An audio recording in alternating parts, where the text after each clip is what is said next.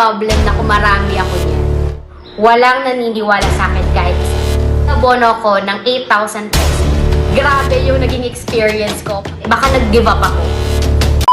Hi! I'm Girly, 24, a travel and tours owner, and welcome to our YouTube channel! A lot of people wondering kung paano ba nagsimula si CN Explore Travel and Tours, and in this video, I'm going to share with you a few facts about our agency. So, let's go!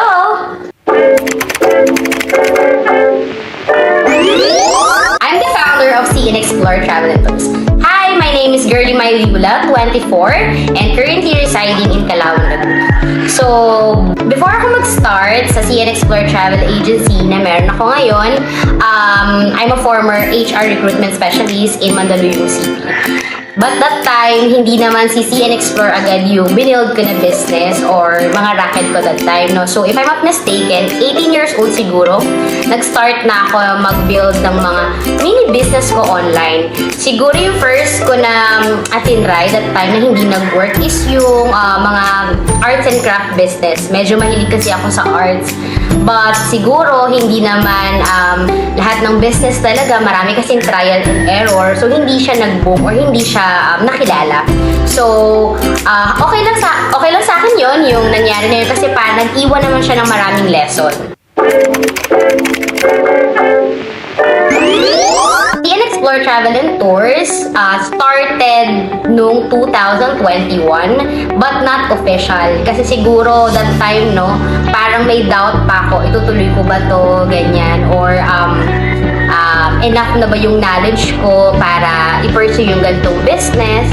Siguro, hindi pa ako nag-proceed noon kasi parang inisip ko, gusto ko muna mag-training. So, to be official, yung business talaga nag-run 2022, mga bandang June. So, sa span ng 1 year na yun, siguro yung ginawa ko noon is nag-build muna ako ng mga knowledge or parang nag-attend ako ng maraming seminar kung paano ba i-handle yung business, ganyan. And then after noon, nung naramdaman ko na okay, baka ito na yung time na magsimula na talaga ako. So dun ko na pinush talaga na nag-create na ako ng sarili kong FB page and unti-unti ko nang ni-run yung business ko. Siguro that time, masasabi ko na parang grabe yung naging experience ko para makuha yung first client. Siguro ganun, no? Sa mga nagbe-business, baka hindi lang ako yung naka-experience. Parang pinakamahirap na part yung pag nagsisimula ka ng business kung may maniniwala ba agad sa'yo. Kasi, trust me, so ito yung pinakamahirap. Sa pagsimula ko ng business ko, di kayo maniniwala. For 3 months na siya nag-run, walang naniniwala sa akin kahit isa. So, kahit anong gawin ko na marketing noon that time, hindi ko alam kung sa panong paraan bakit walang nag-proceed. But, siguro dahil sa equip ako, masasabi ko na equip ako kasi kung hindi, baka nag-give up ako. So, masasabi ko siguro na ready ako doon sa ganong challenges. So, sa 3 months na nag-run yung business ko and walang nag-i-inquire, hindi ako tumigil. So, parang pinush ko yung mga possibilities na pwede kong magawa para lang magkaroon ako ng first client. And sa hindi ko inaasahang pagkakataon, 'di ba? Yung first client ko is pure online world ko lang nakilala. So, if I'm not mistaken, from ibang bansa pa siya. So, parang ni-refer pa niya ako dun sa pamangkin niya. So, parang yun nga, natuwa ako kasi bakit ganun? Di ba, first client ko siya, hindi ko siya kilala. Tapos, nagtiwala siya sa akin and sobrang saya ko nun kasi yung first client ko, international pa. So, I think Kuala Lumpur, Malaysia yung first kong client. So, ayun. Nako, struggles ba or problem na kung marami ako niyan? So, siguro yung first kong na-encounter na problem is yun yung nagsa-start ako na wala nang nag-i-inquire. So, 3 months akong nag-antay. Grabe yung patience ko talaga, pahabaan. And kung mag-give up ka, talo ka. Siguro yun yung pinakaunang-una talaga. Kasi kung hindi ko siya chinaga that time, wala ko sa kung ano meron yung CN Explore. Then, yung pangalawa, ito yung hindi ko in-expect na part pala to ng process or part pala to ng may ganitong klase ng business. nag-abono ko ng 8,000 pesos. And that time, nung 2022, 8,000 pesos is napakalaking money na siya para sa nag-start. So, may mga problem ako na na-encounter, may mga error, may mga kamalian, both supplier and hindi kami prepared, hindi ako prepared na pwede palang mangyari yung mga ganong incidents. And at that time, para ma-survive ko yung image ng business ko and para lang di masira or magkagulo, nag-abono tayo ng 8,000 pesos. So, but it's okay kasi lahat naman ng naranasan ko na yon, charge to experience siya. Then the next time na maka-encounter ako ng ganong klase ng problem, alam ko na siya kung paano siya i-handle. Then yung pangatlo is yung recent lang din namin siya na-experience na yung client ay nagwala or nagalit or parang may mga gusto siyang mangyari dun sa international travel niya na hindi kasama sa itinerary. So something ganun yung nangyari. And in that time, yung time na yon nag-cause siya ng damage. So in this problem naman, hindi ko alam kung mag-stand ba kami as CN Explore Travel and Tours na hindi namin kasalanan yung ganung sitwasyon or mag-aabono na naman kami that time or may part din kasi ng kasalanan ng supplier, something ganun yung nangyari. But ang point nung problem na na-encounter namin na yon na parang kailangan namin mas maging strict when it comes to instructions sa mga clients. And at that time, sobra yung stress kasi foreigner yung client namin that time. So parang nahirapan kaming paintindi sa kanya yung mga bagay-bagay. And yung problem na yon medyo tumagal siya sa sa table namin. So kailangan namin i-fix yung mga ganung klase ng problem. But yun na nga, at the end of the day, masaya naman kami na nagkakaroon ng problem. Iniisip na lang namin siya in a positive way kasi doon naman kami natututo. So marami pa doon guys, yung parang maliliit na klase ng problem na na-encounter namin before. But siguro yun yung mga malalaki.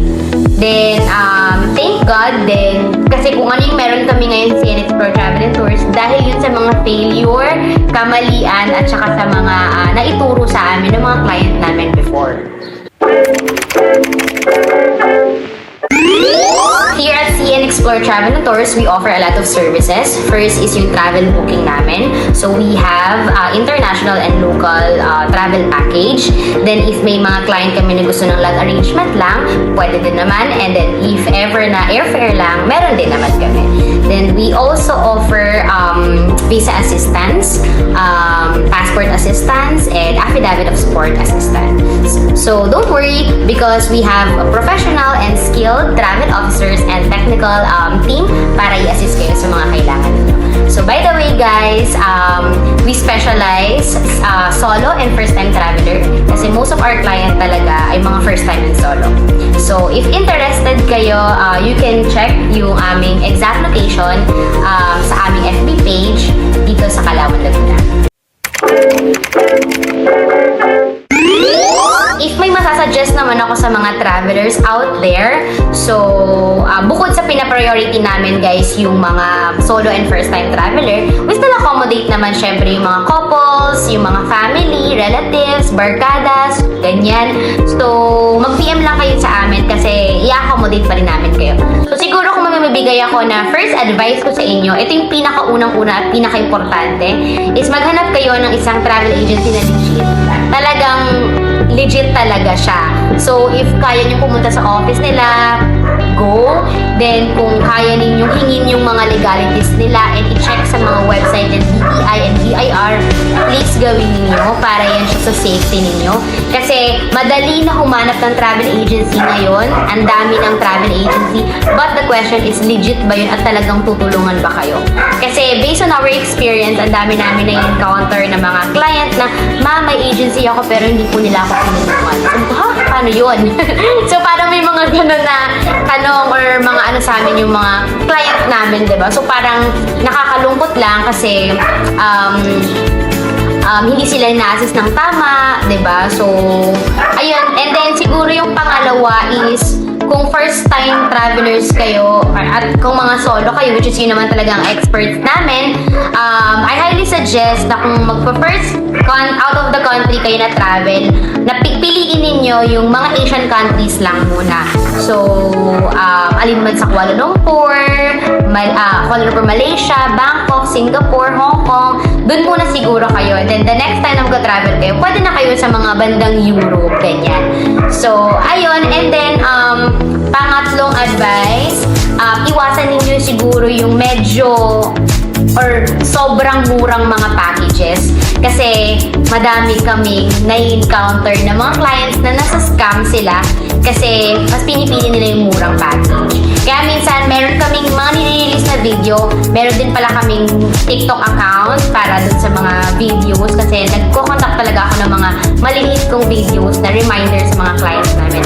So yun, piliin ninyo yung talagang pinaka-bottom line lang talaga is piliin yung legit. Ayan. Yes po, legit si CN Explore Travel and Tours. Hindi po kami magra-run for almost or for 2 years, running for 3 years na if hindi po kami legit, no? So, we have legalities po na first is yung DTI permit namin. Meron din po kaming barangay permit. Siyempre, mag-start na sa barangay, then mayor's permit. Nagbabayad po kami ng tax dito sa area namin. And also, we have registration in BIR. So, nagpa-register kami, if I'm not mistaken, last year lang yun siya. Kasi kinailangan na namin mag-provide ng mga receipts sa mga huge clients namin. And then, kung tatanungin nyo kami regarding sa Department of Tourism or yung DOT accreditation namin, so yung DOT accreditation naman namin is ongoing na siya. So, medyo marami na kaming kailangan na ipasa ng mga documents sa Department of Tourism, but I will assure you naman na soon magiging accredited din kami ng DOT. But still, running na po yung business natin and very legit po tayo. So, you can check din po yung aming reviews and mga previous clients na na-assist. So, nasa FB page lang po namin lahat yun.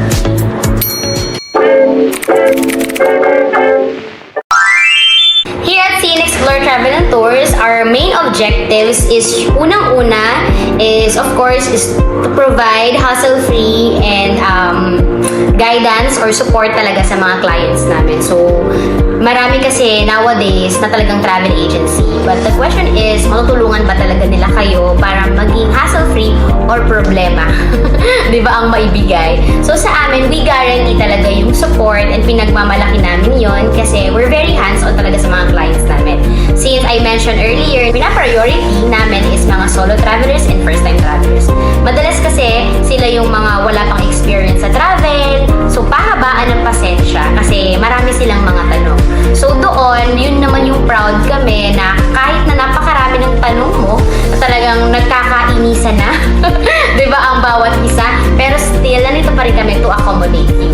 So, ayun siya. Then, isa sa mga objective din namin is matulungan yung mga travelers talaga na talagang travel lang yung pinaka gusto talaga. So, dito na papasok yung mga na-offload kasi wala silang knowledge or na-offload sila kasi kulang yung mga documents, hindi pala na-prepare. So, yung mga ganong klase ng problem. So, ayun yung isa sa mga gusto namin na ma-address at matulungan. And aside from that is to provide yung mga affordable rates sa market, especially international.